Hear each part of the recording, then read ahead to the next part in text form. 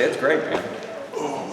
No more rain. Single best moment of my post-game career that you walked in was like, we're going to start. I think it's time.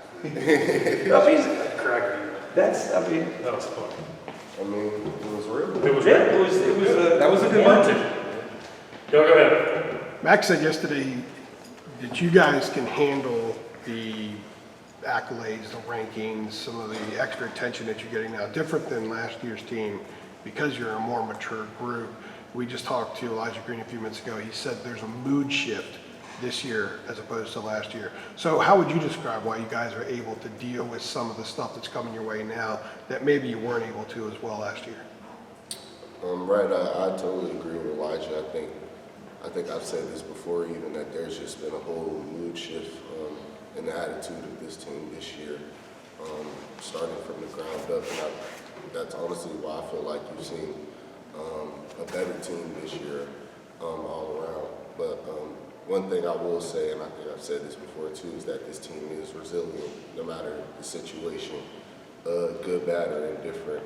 We're just going to keep going. So, it's nice to have all these accolades, coming in for us midway through the season. But we all understand that there's a bigger picture and a bigger goal to accomplish down the road. So we just got to keep going and taking it 1 week at a time. Staying on that, is how you guys performed 2 years ago when you went to Tallahassee and you're number 5. Last year you go to Blacksburg, you're in the top 10.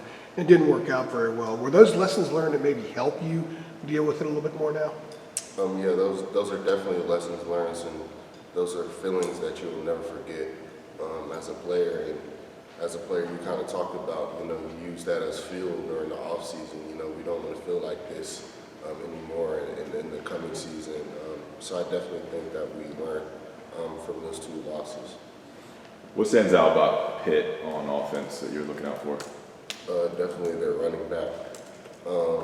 Number 2, I think he's leading the country in rushing yards right now. I seen that he had over 300 yards versus Virginia Tech. So a very, very talented running system that they got going on, in particular running back number 2. What does he do that you've seen that makes him so difficult to take down? Yeah, I think he just has great vision, great speed, and great footwork. He seems like a pretty twitchy, fast kind of guy, which is kind of good for him. They run a lot of outside zone kind of plays, kind of get him out in the space sometimes, or even allowing him to kind of cut it back up and finding the seam and getting vertical, which I think he's done a really good job at throughout the season. So we just got to find the ways to slow him down, and I think we'll come out with a win. So Gene was telling us yesterday that he was talking to you and joking with you, and he said, would you like to lead the country in tackles or play 20 less snaps a game? And you're like, I don't know, I have to get back to you on that. What was that all about? Yeah, I think he was just kind of joking around with me, but I mean, like I said, like I told him, I probably still lead the country in tackles. That's something that I've kind of hanged my hat on and kind of been proud of myself this year. But just keeping it going throughout the year, as a dog and as a leader on this team, I don't ever want to come off the field, even if it, might help later in the 4th quarter. I mean, that's just the type of attitude that I have. So yeah. They had you for 6 tackles at Duke, and that's more on the low end of what you've had this year. I'm not trying to talk you into it, but do you set a tackle goal for yourself going into a game based on how the other team plays? Do you say I should come out of this game with 10 tackles, or is that something you think about or try to? I mean, it's something that you think about a little bit. I mean, you're not going into the game like, oh, I have to get this stat, but I mean, it's definitely a gauge of, showing how much you're giving to ball, how many plays that you're making. So, I mean, like I said, I'm not too caught up in it, but it's always nice to know that you come out a game with 10 plus tackles. It definitely gives you a good feeling. Coming out of Archery Kell as a 4-star guy, you had a lot of options, but you chose to come to Carolina, and which to a certain extent is a risk because that's a spotlight, especially when you go home. And it's paying off this year, and you're ranked. And how validating as a home state guy has this been? It's definitely been nice, being a Charlotte guy, there's definitely a lot of Tar Heel fans back home. So definitely been getting a lot of support, from people back home, and it definitely just feels good to be a part of something that is, so prideful in this state. So yeah. So you guys haven't allowed a point in ACC play in the third quarter in these 3 games. What would you say has kind of been the secret to that? Well, I think,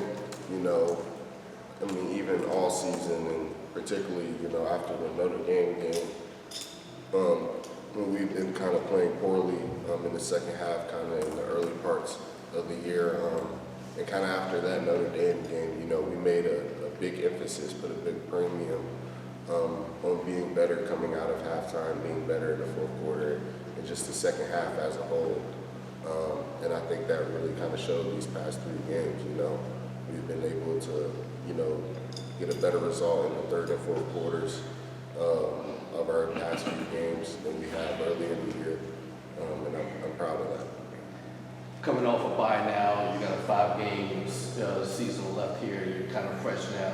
So can you just talk about how excited it is that you all got something to play for? It's not going to be a drag, I guess, going down to the last month here. Yeah, definitely excited.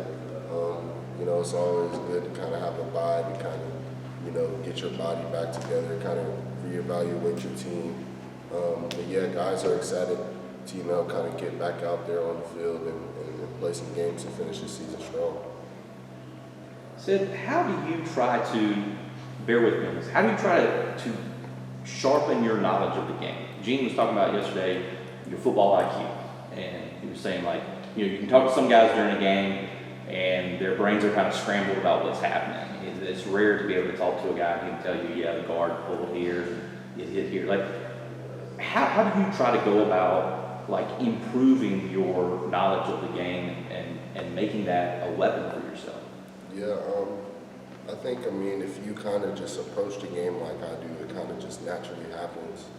I'm, big on watching film, big on, learning teams' tendencies. I'm big on just really knowing where I got to be on certain moments during the play. I'm kind of big on that. So when you just kind of develop that, you get to pick up on, different things. You become a little bit more in tune to the game. And even coaches, like Coach Big, he kind of, this is something I noticed, he wants feedback of, what they're doing during the game. So it's just kind of something I kind of picked up on and got used to, that I can, relay back to the coaches and we can come up with a plan and make adjustments. But yeah, I've always said that I'm a student of the game. So I think that just, kind of shows to that. So when you're coming off now, are you going to Fig immediately and saying, all right, look, this is what we just saw the last 3 plays, and then he sends it up to Gene? Is that kind of what the process is? Kind of, yep. A lot of students have some classes that come easier than other classes. Does the class of football come easy to you? I would say so. It definitely probably comes a little bit easier for me than others. I'd agree with that. Has it always been like that? Is it just something that you were kind of thinking the game on a different level when you were middle school, early in high school? I'd say so a little bit. I've been playing football since I was 4 or 5 years old. So it's just, when you've been playing that long, you just kind of pick up on things that, some people kind of, didn't pick up on, or it takes them a little bit longer to, kind of understand. And when you just keep building on that, you get to higher levels. Cedric, can you settle who the fastest player on the team is for us? It seems like we've heard different, George had some things to say earlier in the year, and we were hearing this week Elijah Green might be in the running. I would think Josh Downs is up there. Who? Do you have a definitive pick on this? I have no idea. I have no definitive pick, but I will say this: Elijah Green is a lot faster than I think people realize and give him credit for. George could definitely be up there. Josh could be up there. I don't know. Until we line it up one day, I really can't tell you. Fair enough. You guys good? Thanks. Thank you, Cedric. Well,